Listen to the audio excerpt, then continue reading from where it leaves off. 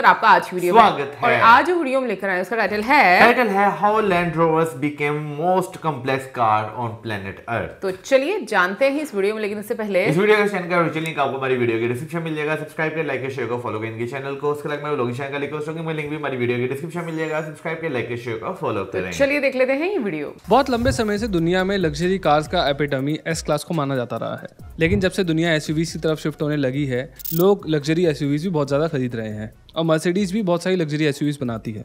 And इनकी जो flagship SUV है वो है GLS, जिसे एस क्लास ऑफ एसयूवीज भी बोला जाता है। पर मेरा मानना है कि जो असली एस क्लास ऑफ एसयूवीज है ना, वो GLS नहीं है, बल्कि वो है रेंज रोवर। क्योंकि जब आप एक गाड़ी को एसयूवी बोलते हैं तो उसके अंदर वो कैपेबिलिटीज भी होनी चाहिए कि वो प्रॉपर्ली ऑफ रोड कर सके। और GLS में ना तो लो रेंज मिलता है और ना ही मैकेनिकल लॉकिंग डिफरेंशियल्स। यहाँ तक कि इसकी जो वाटर वेडिंग कैपेसिटी है वो भी सिर्फ 500 mm की है। वहीं अगर हम लैंड रोवर की top of the line most luxurious SUV की बात करें, यानी कि लॉन्ग व्हील बेस वाले वर्जन की, उसके अंदर ये सारे ही इक्विपमेंट्स मिल जाते हैं और साथ ही साथ उसके अंदर 900 mm की वाटर वेडिंग कैपेसिटी तक मिलती है। और ये गाड़ी ऐसे ऑफ रोड करती है जैसे कि टोयोटा की कोई मॉडिफाइड रॉक क्रॉलर हो। लेकिन अनलाइक कोई भी प्रॉपर रगेड एसयूवी, आपको लैंड रोवर की कार्स में ऑफ रोडिंग करने के लिए कोई भी मेहनत करने की जरूरत नहीं पड़ती है और ना ही आपके पास किसी भी तरीके की ऑफ रोड एक्सपर्टीज होने की जरूरत है। बस इस डायल को घुमाइए और सारा का सारा काम गाड़ी आपके लिए अपने आप कर देगी। और ये बिल्कुल वैसा ही है जैसे प्रोफेशनल कैमरास के आगे आईफोन। एक के अंदर बहुत सारी सेटिंग्स को छेड़ना पड़ता है, तब जाके आप एक अच्छी फोटो या वीडियो ले पाते हो, और दूसरे के अंदर बस एक बटन दबाना पड़ता है। और बिल्कुल एक स्मार्टफोन की तरह ही इस गाड़ी के अंदर भी हर चीज कंप्यूटर संभालता है। और इसीलिए शायद JLR के फॉर्मर CEO ने कहा था कि we are an IT company, क्योंकि कंप्यूटर्स को ऑपरेट करने के लिए सॉफ्टवेयर की जरूरत होती है और उनके अकॉर्डिंग उन्हें millions of lines of codes लिखने पड़ते हैं, और तब जाके ये गाड़ियां ऐसे कारनामे डायल घुमाने भर से कर पाती हैं। लेकिन इस लग्जूरियस ऑफ रोडिंग एक्सपीरियंस के अलावा भी लैंड रोवर का नाम एक चीज से जोड़ा जाता है, और वो है अनरिलायबिलिटी। और इसीलिए आज मैं इस वीडियो में आपको बताऊंगा कि कैसे लैंड रोवर की जो सबसे बड़ी खूबी है वही उनके लिए मुसीबत भी बन जाती है। इसीलिए इस वीडियो को पूरा देखना, क्योंकि इसके अंदर मैंने बहुत सारे इंसाइट्स दिए हैं और अगर आप कहीं से मिस करोगे या स्किप करोगे तो वो छूट जाएंगे। पर उससे पहले please consider subscribing this channel, क्योंकि आप जब सब्सक्राइब करते हैं हमें, तो हमें बहुत ज़्यादा मोटिवेशन मिलता है ऐसी वीडियोस बनाने के लिए। तो यार सबसे पहले हम समझते हैं कि वो कौन कौन सी टेक्नोलॉजीज हैं जो लैंड रोवर ने over the period of time acquire करी हैं, जिनकी मदद से ये कार्स असली वाली लग्जरी एसयूवीज बन पाई हैं। तो शुरुआती दिनों में लैंड रोवर भी बिल्कुल वैसी ही एसयूवीज बनाती थी जैसे बाकी ब्रांड्स बनाते थे, यानी कि इनके अंदर हर एक चीज़ मैनुअली ऑपरेट होती थी, फिर वो चाहे इनके गियर हों, लो रेंज गियर्स हों या फिर लॉकर्स हों।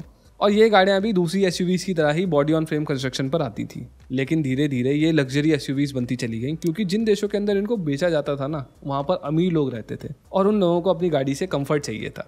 और इसी सीक्वेंस में सबसे बड़ा चेंज आया 1994 में, जब इस डूबती हुई कंपनी को BMW ने एक्वायर कर लिया। एक्चुअली उस टाइम प्रॉपर एसयूवीज बनाना सब ब्रांड्स को नहीं आता था और इसमें BMW भी शामिल थी। इसीलिए BMW ने इस फेल होते हुए ब्रांड को खरीद लिया ताकि वो अपनी असली राइवल यानी कि मर्सिडीज की तरह एसयूवीज बना पाए।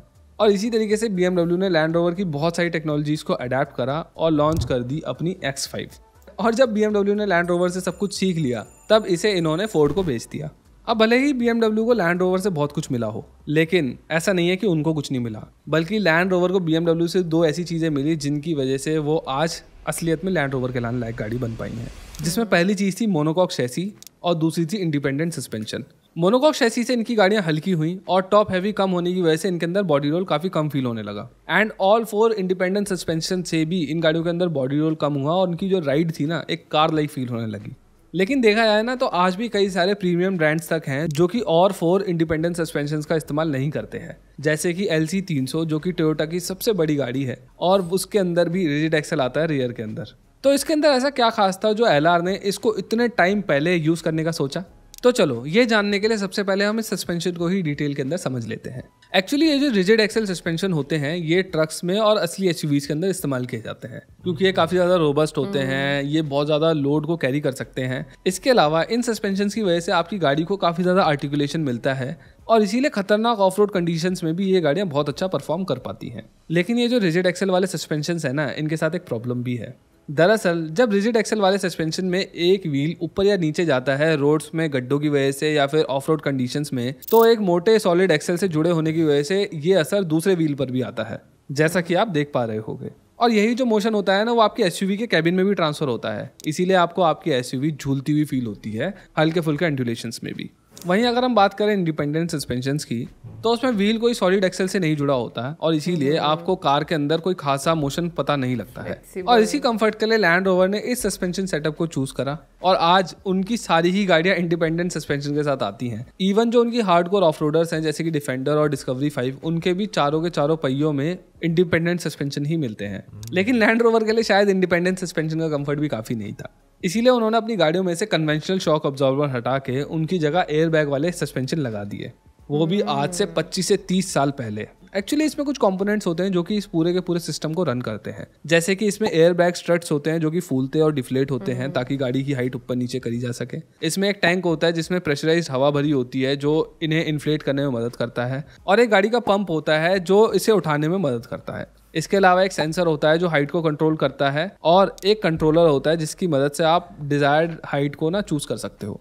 लैंड रोवर ने सस्पेंशन अपनी गाड़ियों के अंदर इसलिए दिया था क्योंकि राइड क्वालिटी जो होती है ना इसकी, वो बहुत ही ज़्यादा स्मूथ होती है। इतनी कि रोल्स रॉयस जैसी गाड़ियों में भी एयर सस्पेंशन ही मिलते हैं आपको, और साथ ही साथ इससे गाड़ी को ऊंचा और नीचा करने में मदद मिलती है एज पर रिक्वायरमेंट। अब इसमें इतनी सारी खूबियां हैं लेकिन फिर भी बहुत सारे ब्रांड्स हैं ना इससे बचते हैं, मतलब इन एयर सस्पेंशन से, और ऐसा क्यों है वो मैं आपको वीडियो में आगे बताऊंगा। अब भले ही ये एसयूवीज रोड पर ग्लाइड करती हों एक लग्जरी सेडान की तरह, पर एट दी एंड थी तो ये एसयूवीज ही with all the bells and whistles required for off roading. और जो ऑफ रोडिंग करते हैं उन्हें पता होगा कि ऑफ रोडिंग करना किसी बच्चे का खेल नहीं है। अगर आप ठीक से ट्रांसफर केस को इस्तेमाल नहीं करना जानते हैं, लॉकिंग डिफरेंशियल कब इस्तेमाल करने होते हैं ये आपको नहीं पता है, या फिर ट्रैक्शन कंट्रोल कब ऑन करना है या ऑफ करना है ये आप नहीं जानते हैं, तो आपकी गाड़ी फंस भी सकती है। और इसीलिए ये सब कुछ ठीक से करने के लिए आपको एक एक्सपर्ट होने की ज़रूरत है। लेकिन अगर एक लग्जरी एसयूवी में एक्सपर्टीज की जरूरत पड़े तो वो लग्जरी ही किस काम की, राइट? यही सोचते हुए लैंड रोवर ने 2004 में आई अपनी लैंड रोवर डिस्कवरी 3 में टेरेन रिस्पॉन्स सिस्टम डाल दिया, और ये बिल्कुल एक ऑटोमेटिक गियर की तरह था, यानी कि ये सारी चीज़ें खुद करता था पर ऑफ रोड के लिए। लेकिन अनलाइक ऑटोमेटिक गियर, यहाँ पर ये सिस्टम कार के बहुत सारे कंपोनेंट्स को एक्टिवेट, डीएक्टिवेट और कंट्रोल करता है।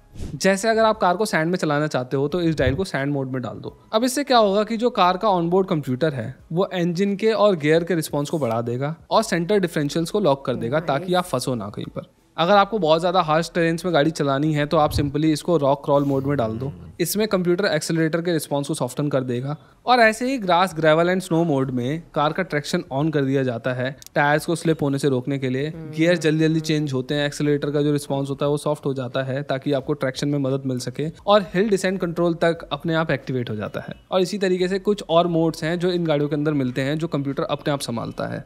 लेकिन अगर आप नींद में गाड़ी चला रहे हैं और आपको समझ में नहीं आ रहा है कि आप किस तरीके के टेरेन पर हैं, तो आप सिंपली इस डायल को ऑटो पर डाल दो और गाड़ी टेरेन को अपने आप डिटेक्ट कर लेगी और आपको वहां से निकाल देगी। तो अब तक आप समझ चुके होंगे कि ये जो लैंड रोवर की कार्स हैं ये कितनी ज़्यादा सोफिस्टिकेशन के साथ बनाई जाती हैं ताकि इनके ड्राइवर्स को ऑफ रोडिंग करते वक्त भी लग्जरी फील मिल सके। लेकिन यही जो इन गाड़ियों की सोफिस्टिकेशन है ना, ये एक सरदर्द भी बन जाती है। मैं पहले इस बात का जिक्र कई बार कर चुका हूँ कि कैसे लैंड रोवर की कार्स रिलायबिलिटी चार्ट में सबसे ज़्यादा नीचे आती हैं दुनिया भर के बाकी ब्रांड्स के मुकाबले, और ऐसा होने का एक बड़ा कारण इन गाड़ियों की कॉम्प्लेक्सिटी को माना जाता है। जैसे कि as per user reviews, land rover में जो सबसे बड़ी प्रॉब्लम आती है वो आती है उनके एयर सस्पेंशंस में।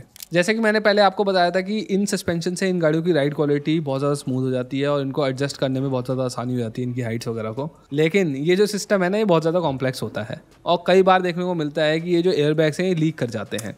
लैंड रोवर के सस्पेंशन में लगने वाले एयर स्ट्रट्स में इनिशियली एक छोटा सा लीकेज होता है जो कि वक्त के साथ लगातार बढ़ता चला जाता है, और फिर जो लैंड रोवर के ड्राइवर्स होते हैं, जो को पैसेंजर्स होते हैं, उनको फील होने लगता है कि गाड़ी एक तरफ से दब रही है। और अगर इस प्रॉब्लम को इन गाड़ियों के ओनर्स बहुत लंबे समय तक एड्रेस नहीं करते हैं तो इस वजह से एयर कंप्रेसर फेल होने के चांसेस बहुत ज़्यादा बढ़ जाते हैं और कई केसेस में पूरे के पूरे सस्पेंशन सिस्टम को ही बदलना पड़ता है। और माना जाता है कि जो रेंज रोवर है और लैंड रोवर डिस्कवरीज है ना, इनके अंदर प्रॉब्लम ये ज़्यादा आती है थोड़ी। इसके अलावा कई ओनर्स की रिपोर्ट में फ्रंट डिफरेंशियल का फेलियर भी देखने को मिला है जो कि एक बहुत ज़्यादा खतरनाक चीज़ हो सकती है ड्राइवर के लिए, और इसीलिए कई ओनर्स को ऐसे में पूरे के पूरे फ्रंट डिफरेंशियल को ही चेंज कराना पड़ा है, वो भी सिर्फ 40 से 50 हज़ार किलोमीटर चली हुई गाड़ी में, जो कि किसी भी गाड़ी के लिए बहुत कम है। अब ऐसे तो और भी कई सारी प्रॉब्लम्स हैं जो इनके अंदर देखने को मिलती हैं क्योंकि ये गाड़ियाँ बहुत ज़्यादा सोफिस्टिकेटेड हैं, बहुत ज़्यादा कॉम्प्लेक्स हैं, एक सॉफ्टवेयर द्वारा रन करी जाती हैं। लेकिन देखा जाए तो ये चीज़ कोई लैंड रोवर के साथ एक्सक्लूसिव नहीं है, बल्कि हर लग्जरी ब्रांड के साथ हमें ये देखने को मिलता है, और BMW और मर्सिडीज जैसे ब्रांड्स के साथ भी हमें ऐसी प्रॉब्लम्स देखने को मिलती हैं। पर लैंड रोवर के एसयूवीज के साथ ये दिक्कत है कि इनके अंदर वो सारे फीचर्स तो मिलते ही हैं जो कि एक प्रॉपर लग्जरी सेडान के अंदर मिलते हों, जैसे कि मर्सिडीज और BMW के अंदर। लेकिन इसके साथ ही साथ इसके अंदर ऑफ रोडिंग फीचर्स भी एड अप हो जाते हैं, जिसके बारे में मैंने पूरी की पूरी वीडियो के अंदर बात करी है। और इसीलिए इन गाड़ियों के फेलियर रेट बाकी लग्जरी सेडान वगैरह से थोड़े से और ज़्यादा बढ़ जाते हैं, ऐसा मैं मानता हूँ। खैर, अब जो भी दिक्कतें हो, लैंड रोवर के अंदर कोई बंदा करोड़ों रुपए लगाने के बाद ये नहीं बोल सकता है कि ये गाड़ियाँ ओवर प्राइस्ड हैं, जैसे कि टोयोटा के लिए बोला जाता है, क्योंकि ये गाड़ियाँ भर भर के फीचर्स, कंफर्ट, परफॉर्मेंस और स्टेटस देती हैं। अब इसी एंड नोट पर इस वीडियो को ख़त्म करते हैं। आपको अगर मेरी ये वीडियो पसंद आई हो तो अपने विचार कमेंट्स के अंदर ज़रूर डाल देना। इसके अलावा आप मेरा इंस्टाग्राम भी फॉलो कर सकते हैं। मैंने काफ़ी सारी इन्फॉर्मेटिव रील्स तैयार कर ली हैं जो कि मैं एक्सक्लूसिवली वहाँ पर डालने वाला हूँ शुरुआत में। और इस चैनल को सब्सक्राइब करिए, शेयर करिए अपने फ्रेंड्स एंड फैमिलीज़ के साथ। और लास्ट में ये भी ज़रूर बताइए कि क्या आप अपनी ज़िंदगी में लैंड रोवर की नई या प्री ओन्ड गाड़ी कभी लेना चाहेंगे। इस वीडियो में बस इतना ही। Thank you. इस बात में तो कोई शक नहीं कि भैया आप जब एक लग्जरी गाड़ी देखते हैं ना, तो आपके अंदर से जो एक्साइटमेंट निकलती है ना, वो उसे देखकर आपको बहुत ज़्यादा खुशी जो मिलती है। लेकिन उसके खर्चे भी है ना फिर उसी हिसाब से होते हैं। उसका छोटा सा डिफेक्ट भी आपको कई यहाँ पे पाकिस्तान के हिसाब से कई लाखों में पड़ सकता है। तो मेरा हाल में जो लोग अफोर्ड कर सकते हैं वही खरीदते हैं कि अगर हम इसकी मेंटेनेंस कर सकते हैं तो तभी हम इसको खरीदें। बट मैं ये ज़रूर बोलूँगी कि मुझे अगर कोई गाड़ी पसंद थी शुरू से तो वो रेंज रोवर थी। तो मुझे बहुत अच्छी लगती थी रेंज रोवर, बट मेरी लेने की औकात नहीं है अभी भी।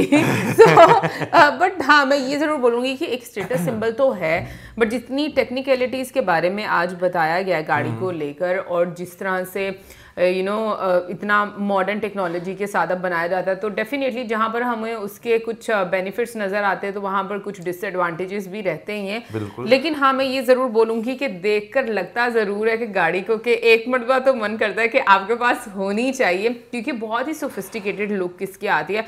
वैसे मतलब जब आज से 8-10 साल पहले मैं बात करूँगी कि जब मैंने देखी थी गाड़ी रेंज रोवर, तो मुझे बहुत पसंद आई थी, बट उस टाइम पर मुझे ये नहीं पता था कि टाटा ऑन करता है इसको। ये तो बिल्कुल मुझे भी आइडिया नहीं था। ये तो हमने वीडियो देखे आइडिया है कि जैगुआर और लैंड रोवर जो है वो टाटा उसके पेरेंट्स ऑर्गेनाइजेशन है।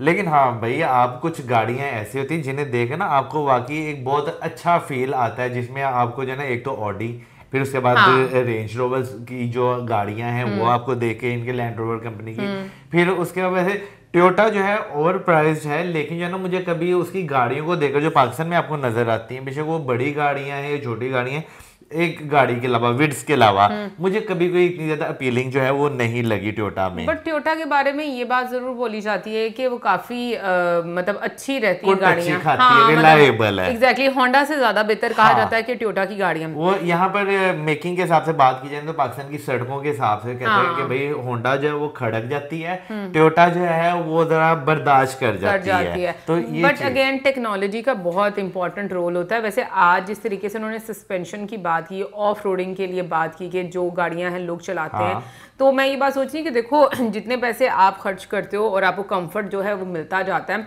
इनफैक्ट जो सस्पेंशन की बात की जा रही थी और जो एयर बैग की बात की थी, सीरियसली मेरे माइंड में उस टाइम पर ये चीज़ आई कि अगर ये लीक हो जाए तो फिर क्या मतलब उसका सोल्यूशन होगा।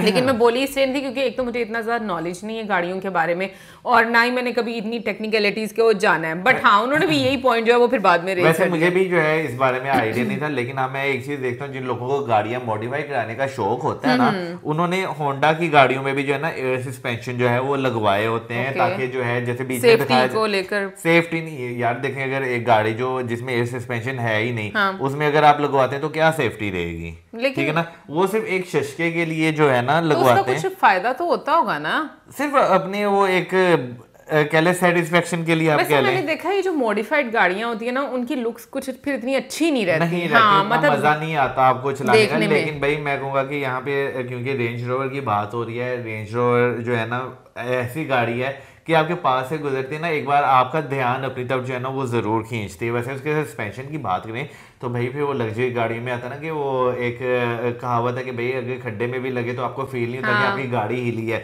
तो जिस तरह वो सस्पेंशन इस्तेमाल कर रहे हैं तो भाई वो तो बनता ही नहीं फिर फील होता। तो मैं यही तो पूछ रही थी कि तुम जो कह रहे थे कि मॉडिफाइड गाड़ियां जो है उनमें जब सस्पेंशन लगवाते हैं तो क्या फिर वो मतलब अच्छे से काम नहीं करती क्या? नहीं, तो एमी बस फजूल पैसे खर्च करते रहते हैं। उसमें होता है बस वो अपने आप को तसल्ली देने वाली बात है ना। ठीक है, मुझे लगा ये बेवकूफी है, क्योंकि वो जो नीचे वो जो उसकी बेस है वो तो वही रहेगी ना। सही, खैर मुझे बिल्कुल नहीं पता इसके बारे में, बट ये है कि भाई ओवरऑल मैं कहूँगी ये काफ़ी अच्छी वीडियो थी। और मुझे सबसे अच्छा फीचर ये वाला लगा कि भाई आप जिस भी तरह के टेरेन में हो वहाँ पर जाकर उसी मोड में सेट कर दो और फिर गाड़ी का जो कंप्यूटर सिस्टम है वो खुद ब खुद उसको हैंडल कर लेगा। ये वाकई की कहता, मैं वही सोचा था कि अगर आप जो है पहाड़ों में गए हैं, ठीक ना, अगर आपने ऑफ रोडिंग करनी है, कितना मजा है अगर आप इस गाड़ी को लेकर जाएं। लेकिन उसके लिए फिर आपको ड्राइवर भी हैवी चाहिए। बट मैं ये देखो ना, फिर इवन के डेजर्ट में देखो, अगर स्नोफॉल में देखो, हर जगह पर मतलब आपको नजर आता है। और इनफैक्ट अगर आपको नहीं समझ आ रही कि अभी कौन से मोड में आपको चलानी है तो आप ऑटो मोड है ना, उसी में चूज कर लो। वैसे 4x4 गाड़ियों का जो है ना ये बड़ा बेनिफिट होता है कि आप कहीं पे मुश्किल होता है कि आप फंस जाएं, मोस्टली आपको जो है ना वो निकाल ही लेती है गाड़ी। 2x2 तो फंस जाती है ना, 4x4 का ये आपको बड़ा बेनिफिट रहता है। वेल गाइस, ओवरऑल मैं कहूंगी कि बहुत अच्छी गाड़ी है देखने में भी, और जो थोड़े थोड़े ग्लिम्स हमें नजर आए कि अंदर बैठकर भी नजर आ रहा था कि भाई कितने कंफर्ट के साथ जो है वो आपकी जर्नी रहती है। बाकी आप जरूर बताइए कि आपको ये लाइक लैंड रोवर में कौन सी गाड़ी जो है वो अच्छी लगती है सबसे ज्यादा, और इसकी प्राइस क्या है इंडिया में, ये भी मुझे नहीं पता। इंडिया में तो नहीं पता, लेकिन पाकिस्तान में कई करोड़ में है इसकी प्राइस। ओके सो भाई पाकिस्तान में तो मैंने देखा कि जो बहुत ही रिच फैमिलीज है ना उनके पास है ये लैंड, क्योंकि जब आज से तकरीबन मतलब कोई मैं कह लूँ 8 साल पहले मैं मतलब जब मैं स्कूल में पढ़ाया करती थी तो मेरी क्लास में जो बच्चा था ना वो आता था रेंज रोवर में ना, तो तब मुझे पहली दफा पता चला था गाड़ी का, और मुझे तब से इतनी अच्छी लगना शुरू हो गई। मेरा ख्याल है इंडिया में भी करोड़ों में होगी, क्योंकि उन्होंने बीच में करोड़ बोला था। हाँ, लेकिन ये है कि मैं तुम्हें ये बात बोलने लगी हूँ कि वो बच्चा जो है ना, मतलब उसका फैमिली बैकग्राउंड ऐसा था कि वो लोग बहुत ही रिच फैमिली से बिलोंग करते थे, लाइक बिजनेसमैन था उसका बाप ना। सो उसको लेकर तो मुझे इसलिए लगता है कि ये बहुत अमीर लोगों के पास डेफिनेटली होती होगी, क्योंकि जैसे मौसम बोला भी कि करोड़ों की है, और मौसम ने वैसे प्राइस निकाल भी दिया। उसकी क्या नाम लेते हैं, अगर वो बात करें ना डॉलर्स में, $52,600 की है। Oh my God, okay fine, आप खुद हिसाब लगा ले कितना बनता है। इस जन्म में तो बिल्कुल नहीं ले सकती मैं, ये हो सकता है कुछ अच्छे करूँ तो नेक्स्ट जन्म में मजाक कर रही है। बट खैर एनीवे ओवरऑल काफी मजे की वीडियो थी, एंड आई होप आप लोगों को भी अच्छी लगेगी। और इसी के साथ मेरा वीडियो चैनल का वीडियोस